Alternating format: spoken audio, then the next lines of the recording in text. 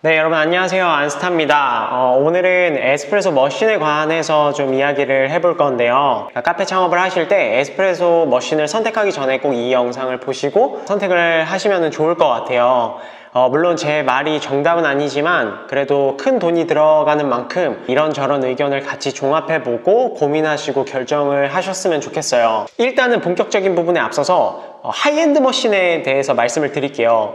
하이엔드 머신이 뭐냐면 좀 고가대의 머신을 이야기를 하는 거예요. 보통 이제 커피 머신대의 고가라고 하면은 물론 개인적인 기준마다는 좀 다르겠지만 뭐 1,500만 원 이상부터 한 3,000만 원, 그리고 뭐 옵션을 다 붙인다면 뭐 4,000만 원까지도 나올 수가 있어요. 보통 이런 하이엔드 머신 같은 경우에는 굉장히 많은 기능들을 포함하고 있어요. 그러니까 물이 나오는 초당 유량을 조절할 수 있다든지, 압력을 바리스타가 이렇게 임의대로 조절을 할 수가 있다든지, 이 보일러의 용량도 클 뿐만 아니라 한 대의 머신에 더 많은 보일러들이 있죠. 자, 그렇다면 우리가 왜 요즘에 하이엔드 머신을 많이 쓰게 됐을까? 이 부분도 여러분들이 한번 알고 가시면 좋아요. 예전에는 이제 이태리 에스프레소로 대표되는 강배전 커피들을 많이 응용을 했죠. 그래서 옛날에 했던 커피 교육들 같은 경우에는 강배전 에스프레소 위주의 교육들 그리고 레시피들이 이렇게 딱 정형화돼 있었어요. 예를 들면 커피를 뭐 1인분에 6에서 9g을 담아야 된다든지. 지금은 조금 올드한 기준이 되어버렸죠. 시간이 지날수록 요즘에는 이제 좀 더 밝은 커피들을 주로 많이 사용을 하게 됐고, 좀 더 밝아지면 밝아질수록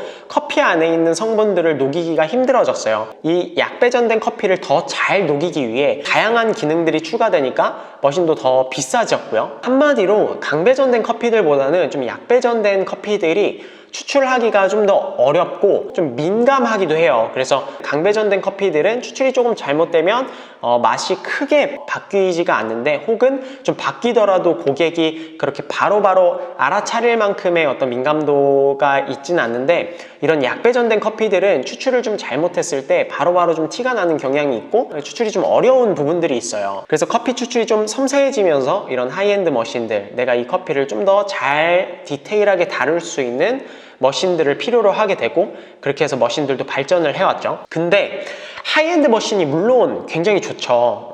바리스타들이 다룰 수 있는 기능도 많고, 또 커피도 그만큼 맛있게 추출할 수 있는, 맛있게 추출할 수 있다라고 이야기를 하기보단 여러 가지 스타일로 커피를 추출할 수 있는 이런 범위들이 많아지죠. 예를 들어 3,000만 원짜리 에스프레소 머신을 산다고 해서 300만 원짜리 에스프레소 머신보다 커피 맛이 10배가 좋아지는 건 아니거든요. 여러분들이 이 하이엔드 머신을 고르기 전에 나에게 정말 이 하이엔드 머신이 필요할까라는 거를 다시 한번 생각을 해보셔야 돼요. 사실 매장 상황은 굉장히 바쁘게 돌아가고, 또 생산성 있게 추출하는 게 굉장히 중요하거든요. 또 프로페셔널한 바리스타가 매 샷을 추출하는 게 아니라 언제든지 새로운 바리스타들이 이 샷을 가능한 한 동일하게 추출할 수 있도록 세팅하는 게 또 중요한 부분이라고 할 수가 있어요. 그래서 되게 굉장히 머신 안에 많은 기능이 있더라도 실제로 영업에 들어가면은 거기서 항상 쓰는 기능은 굉장히 적어질 거예요. 이 상업적인 에스프레소는 내가 에스프레소를 공부하고 연구하고 이런 추출의 변화를 더 민감하게 좀 보고 싶다, 혹은 로스팅이 어떻게 바뀌었느냐에 따라서 추출의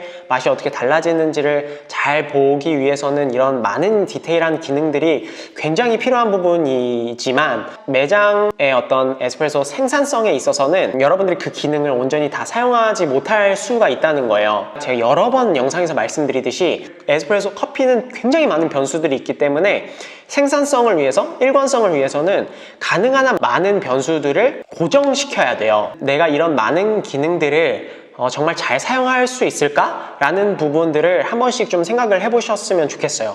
그리고 또 한 가지 중요한 부분은 과연 이 다양한 기능들을 막 사용을 할 때 결과물이 얼만큼 달라지는가, 그리고 그걸 소비자들이 얼만큼 달라졌다고 인식하는가도 잘 살펴보셔야 돼요. 커피를 정말 모르시는 고객들의 입장에서는 우리가 생각하는 디테일한 변수들을 바꿨을 때 이 결과물들이 얼만큼 달라졌는가를 잘 판별을 못 하시는 경우들도 있거든요. 그래서 하이엔드 머신을 사실 때 과연 이게 나한테 필요해서 사는 것인가, 아니면은 그냥 이런 다양한 기능들을 그냥 한번 사용해 보고 싶고, 여기에서 내가 그냥 바리스타로서의 어떤 이 샷에, 이 에스프레소에 굉장히 많이 관여를 한다라는 이 느낌? 이 자기 만족감을 무리한 투자를 해서 사는 것인가를 확실히 좀 돌아보셨으면 좋겠어요. 제 이야기를 여기까지 들으신 분들은 그러면 하이엔드 머신을 굳이 살 필요가 없는 건가? 라고 생각하실 수 있으실 것 같아요. 여러분들이 이 하이엔드 머신을 정말 매장에서 샷마다 그렇게 디테일하게 변수들을 다 바꾸어가면서 추출을 하지 못하시더라도, 혹은 설령 이렇게 디테일하게 에스프레소 세팅을 한 게 고객들이 느낄 때는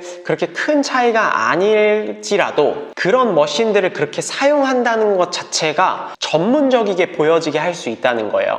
매장의 어떤 이미지 자체가 제고된다는 거죠. 그 결과물에는 상관없이 이 하이엔드 머신을 사용한다는 것 자체가 뭔가 디테일하게 커피를 만지는 것 같은 장면 자체가 커피 맛에 영향을 미칠 수 있고, 그리고 그 커피 브랜드에 대한 이미지에 영향을 미칠 수 있다는 거죠. 커피 맛은 최종적으로 뇌에서 맛있다라고 느끼는 거기 때문에 맛과 향뿐만 아니라 내가 먹는 어떤 인테리어나 바리스타가 커피를 뽑는 장면, 이런 것들이 최종적으로 커피 맛에 영향을 미칠 수 있으니까요. 이 머신을 선택하실 때 그래서 우리 브랜드와 잘 어울리는 머신인지, 또는 우리 인테리어 컨셉과 잘 어울리는 머신인지도 함께 보셔야 돼요. 어떤 분들은 그냥 일단 무턱대고 머신부터 덜컥 계약한 다음에 그 다음에 인테리어나 이런 컨셉들을 잡아가는 부분들이 있는데, 일단은 인테리어 컨셉 먼저, 그리고 브랜드 이미지 먼저, 그 다음에 거기에 맞는 에스프레소 머신을 선택하는 것을 추천을 해드려요. 제가 생각하는 에스프레소 머신의 중요한 점은 일단은 AS가 잘 되는지, 머신이 갑자기 고장났을 때 AS 응대가 빨라야 되고 또 신속해야 돼요. 그래서 너무 멀리 떨어져 있는 업체의 머신을 구매하시는 것보단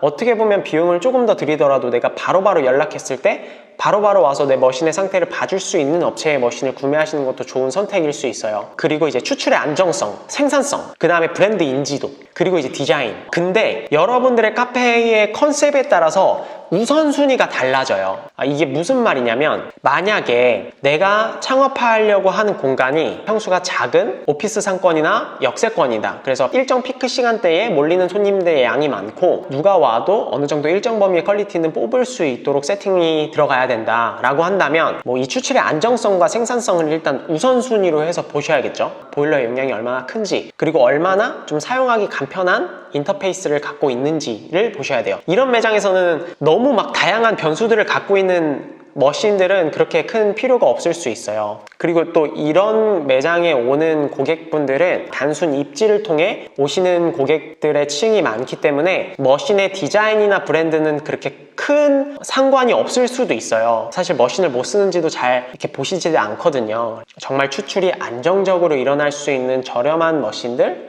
이 오히려 더 좋은 선택일 수 있다고 생각을 해요. 그러니까 가성비 있는 머신들이죠. 혹은 이런 경우들도 있어요. 에스프레소 머신이 고객들한테 보여지지 않는다 라고 했을 때는 제가 말씀드린 디자인이라든지 브랜드가 그렇게 우선순위가 안 될 수도 있겠죠. 좋은 브랜드와 어떤 고가대의 머신이 커피 맛에 영향을 미치지 않을 수가 있으니까. 물론 좋은 에스프레소 머신을 쓰면 좋지만 3천만 원짜리 에스프레소 머신을 써야 할 입지나 컨셉이 있는 거고, 굳이 3천만 원짜리 머신을 쓰지 않아도 되는 매장이나 입지가 있다는 거예요. 커피에 대한 욕심도 있고 내가 원두 판매까지 이어질 수 있도록 좀 세팅을 하고 싶은 분들, 공간이 넓고 인테리어가 트렌디하고, 이런 매장들은 인테리어에 맞는 그 정도의 머신을 좀 구비하시는 것도 좋은 방법이에요. 한 잔 한 잔의 추출 시간이 다소 길더라도 바리스타가 좀 더 전문적으로 커피를 뽑는다는 느낌을 전달하는 것도 또 중요하겠고요. 그렇게 해서 이제 일하는 바리스타들의 어떤 커피 한 잔을 뽑는 데에 되게 많이 관여하는구나 라는 어떤 만족감도 줄 수가 있고, 그래서 커피에 열정적인 생각을 갖고 있는 좋은 인력들도 끌어들일 수가 있고, 또 전문성을 더 어필할 수 있겠죠. 그래서 내가 예를 들어 비교하는 두 머신이 있다면 내 커피가 이 두 머신으로도 충분히 동일한 좋은 맛을 추출할 수 있다고 가정을 한다면, 소비자들이 이 두 머신 중에 어떤 머신을 더 긍정적으로 인식할 것인가, 어떤 머신이 더 많이 알려져 있을까를 고려하시는 것도 저는 좀 지혜로운 방법이라고 생각을 해요.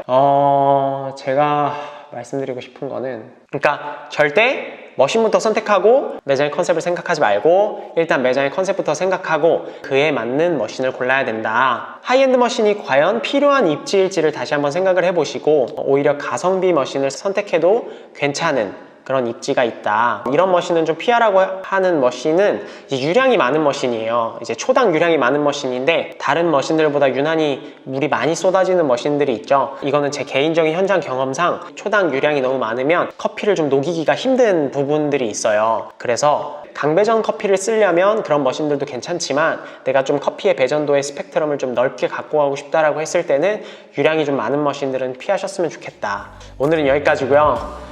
저는 다음에 또 다른 유익한 커피 컨텐츠를 가지고 여러분들을 찾아뵙도록 하겠습니다. 감사합니다. I'm sorry, my actions, they haunt me.